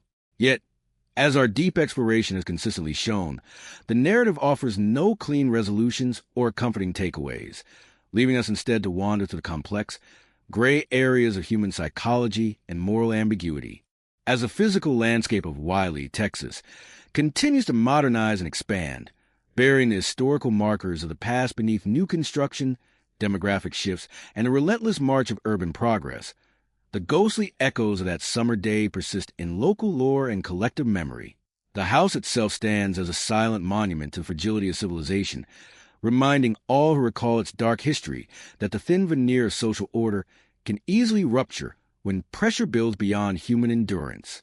It teaches us a vital, timeless lesson about the critical importance of open communication, emotional honesty, and the necessity of dismantling the toxic facades of perfection that isolate individuals in their moments of deepest distress. By fostering environments where vulnerability is embraced rather than judged, modern society can better support those who struggle silently with the overwhelming pressures of domestic and personal life. Ultimately, the comprehensive recounting of this dark historical chapter serves as a solemn meditation on the dual nature of humanity. We are creatures capable of profound kindness, deep community bonds, and breathtaking grace. Yet we also possess a capacity for sudden, devastating cruelty when our inner demons break free from constraints of reason and emotional control. The legacy of Candace Montgomery and Betty Gore will endure not merely as a sensational true crime artifact, but as a haunting cautionary tale about the high cost of emotional isolation, the complexities of the human mind, and the enduring quest for truth and justice in an imperfect world. As we close the final pages of this detailed analysis, we are left with a quiet reverence for the lives altered, a renewed commitment to understanding the hidden struggles of those around us, and a stark reminder of the vigilance required to keep the darkness at bay. The final and definitive chapter of this extensive exploration brings our long and winding journey to the dark history of the Candy Montgomery and Betty Gore case, to its ultimate conclusion. When we survey the vast landscape of true crime lore, few cases match the enduring psychological and cultural resonance of the events that transpired in Wiley, Texas, during that fateful summer of 1980. It is a narrative that has transcended its origins as a local tragedy to become a permanent fixture in the American consciousness, continually challenging our assumptions about suburban safety, female agency, human psychology, and the administration of justice. As we draw this comprehensive series to a close, it is essential to synthesize the myriad threads that have woven together this complex tapestry of deception, passion, violence, and legal maneuvering. Throughout this deep examination, we have walked step by step through the meticulous construction of an ordinary suburban life that harbored extraordinary hidden tensions. The community of Wiley was designed to project an image of idyllic peace, where church socials, manicured lawns, and polite neighborhood chats masked the deep-seated yearnings and silent frustrations of its residents. Candy Montgomery and Betty Gore, despite their superficial differences, were both products of this rigid social architecture. Candy saw an escape from the suffocating predictability of her routine through a calculated, pragmatic affair with Alan Gore, convincing herself that strict rules and emotional detachment could shield her from the consequences of her actions. Betty, burdened by internal anxieties, marital strain, and the relentless pressures of motherhood, struggled to find her footing within the cheerful culture of the town, ultimately leading to the explosive, fatal confrontation that changed everything. The morning of June 13, 1980, remains one of the most chillingly documented moments in criminal history, a stark reminder of how quickly routine domestic interactions can descend into absolute horror. The sudden confrontation over the past affair, the retrieval of the heavy wood-splitting axe, the violent struggle for survival, and the shocking eruption of 41 devastating blows all paint a picture of a human mind pushed past its absolute breaking point. Whether one views a horrific violence as a calculated act of a cold-blooded killer or the tragic result of an involuntary dissociative fugue triggered by buried childhood trauma, the physical reality of the crime scene defies easy comprehension. It forces us to confront the terrifying truth that monstrous actions do not require a monstrous pedigree, but can instead emerge from ordinary individuals caught in extraordinary circumstances of psychological distress and panic. The subsequent trial and its controversial verdict will forever remain a focal point of intense legal debate and public fascination. The defense team's bold decision to introduce clinical hypnosis, repress memories, and the complex mechanics of a dissociative state fundamentally altered the boundaries of criminal defense strategy. By successfully persuading a jury that an individual could be legally absolved of responsibility for an act of extreme brutality due to an unconscious psychological breakdown, the court established a dangerous and polarizing precedent. Legal scholars and ethicists continue to dissect the implications of allowing subjective psychological narratives to eclipse the overwhelming weight of physical evidence, ensuring that the trial of Candy Montgomery will be studied in law schools for generations to come as a prime example of the delicate, often precarious balance between scientific objectivity and persuasive courtroom storytelling. Yet, beyond the legal technicalities, the sensational media coverage, and the dramatized television adaptations, the true emotional core of this dark saga must always remain rooted in profound human loss experienced by the families left behind. Betty Gore was a mother, a teacher, and a human being whose life was abruptly and violently extinguished, yet her memory has too often been overshadowed by the larger-than-life psychological theories and theatrical legal maneuvers that dominated her murder trial. Her children, forced to grow up far away from the Texas suburb under the heavy shadow of a notorious historical tragedy, represent the innocent victims who bore the heaviest burden of a legal system that ultimately offered them no true sense of closure or justice. Their remarkable resilience and quiet endurance in building independent lives stand as a powerful testament to the human capacity to survive unimaginable early trauma, reminding us that real people suffered real, irreversible devastation long after the courtroom lights went out and the cameras faded away. The cultural obsession with this case, spanning decades of books, documentaries, and high-profile dramatic miniseries, reflects our collective, insatiable appetite for exploring the dark undercurrents of everyday life. We remain endlessly drawn to tales of ordinary people committing extraordinary acts because these narratives act as a mirror to our own hidden fears, secret resentments, and suppressed frustrations. We seek comfort in analyzing the meticulous planning of an illicit affair, the sudden escalation of a domestic confrontation, and the dramatic twist of a high-stakes trial, hoping to find a clear moral lesson or a logical explanation for the inexplicable. Yet, as our deep exploration has consistently shown, the narrative offers no clean resolutions or comforting takeaways, leaving us instead to wander through the complex, gray areas of human psychology and moral ambiguity. As the physical landscape of Wiley, Texas, continues to modernize and expand, burying the historical markers of the past beneath new construction, demographic shifts, and the relentless march of urban progress, the ghostly echoes of that summer day persist in local lore and collective memory. The house itself stands as a silent monument to the fragility of civilization, reminding all who recall its dark history that the thin veneer of social order can easily rupture when pressure builds beyond human endurance.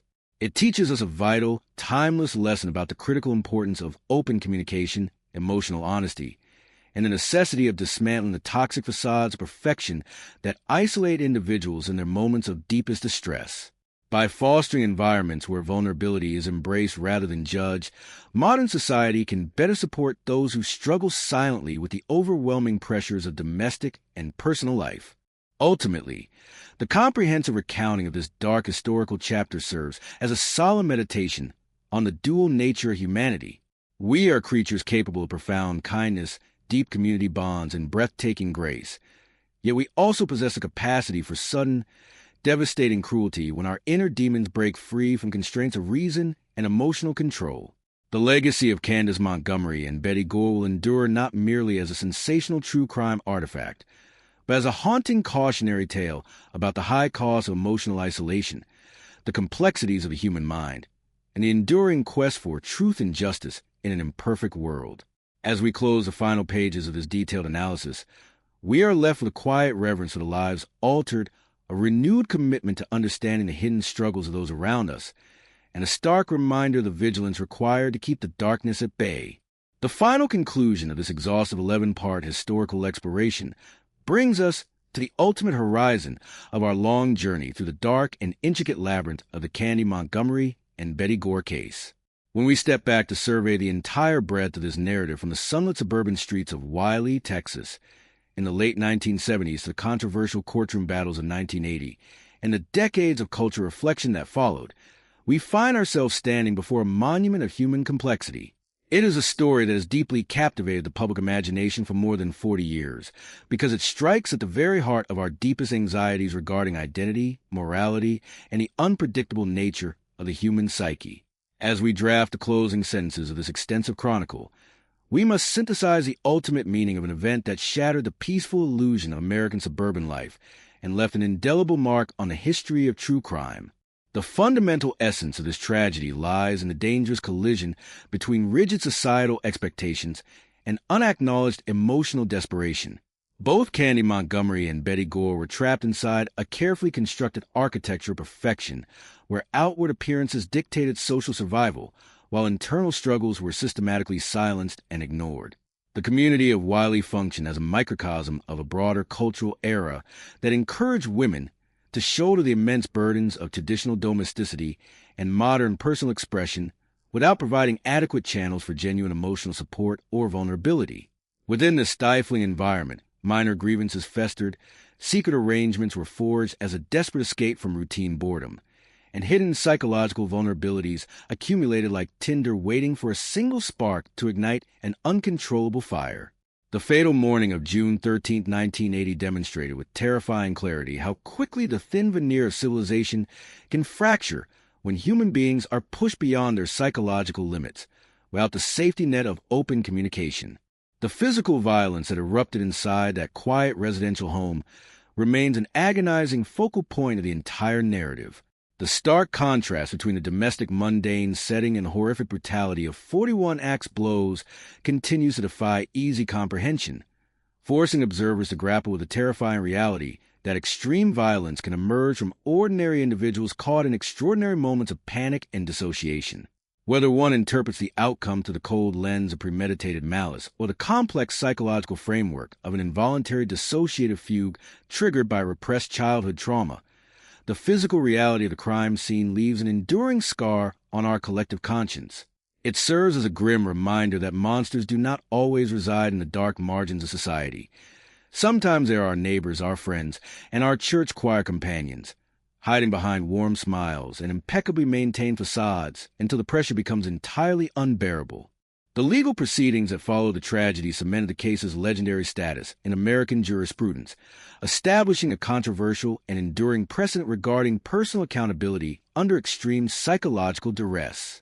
The defense team's unprecedented gamble to introduce clinical hypnosis, explore repressed memories, and validate the concept of a temporary dissociative state successfully persuaded a jury to acquit Candy Montgomery of murder. Yet, this legal victory continues to provoke fierce debate among legal scholars, ethicists, and forensic experts who argue that setting a precedent where 41 devastating blows can be legally excused as an unconscious defensive reaction threatens the very foundation of objective justice. The ongoing friction between overwhelming physical evidence and malleable psychological narratives ensures that the trial will remain a foundational case study in law schools for generations to come, constantly challenging legal professionals to balance scientific rigor with the persuasive power of human storytelling. Beyond the courtroom theatrics and the medical debates, the true and enduring tragedy of this dark saga must always remain rooted in the profound human loss experienced by the family and descendants of Betty Gore. Betty was a living, breathing person with her own unique hopes, fears, and struggles, yet her memory has too often been overshadowed by the larger-than-life psychological theories and sensationalized media adaptations that dominated her murder trial. Her children, forced to grow up far away from the Texas suburb under the heavy, inescapable shadow of a notorious historical tragedy, represent the innocent victims who bore the heaviest burden of a legal system that ultimately offered them no true sense of closure or justice. Their remarkable resilience, quiet endurance, and ultimate success in building independent lives stand as a powerful testament to the human capacity to survive unimaginable early trauma, reminding us that real people suffered real, irreversible devastation long after courtroom lights went out and the cameras faded away. The cultural obsession with this case, spanning decades of books, investigative documentaries, and high-profile dramatic miniseries, reflects our collective, insatiable appetite for exploring the dark undercurrents of everyday life. We remain endlessly drawn to tales of ordinary people committing extraordinary acts because these narratives act as a mirror to our own hidden fears, secret resentments, and suppressed frustrations. We seek comfort in analyzing the meticulous planning of an illicit affair, the sudden escalation of a domestic confrontation, and the dramatic twists of a high-stakes trial, hoping to find a clear moral lesson or a logical explanation for the inexplicable. Yet, as our deep exploration has consistently shown, the narrative offers no clean resolutions or comforting takeaways, leaving us instead to wander through the complex, gray areas of human psychology and moral ambiguity.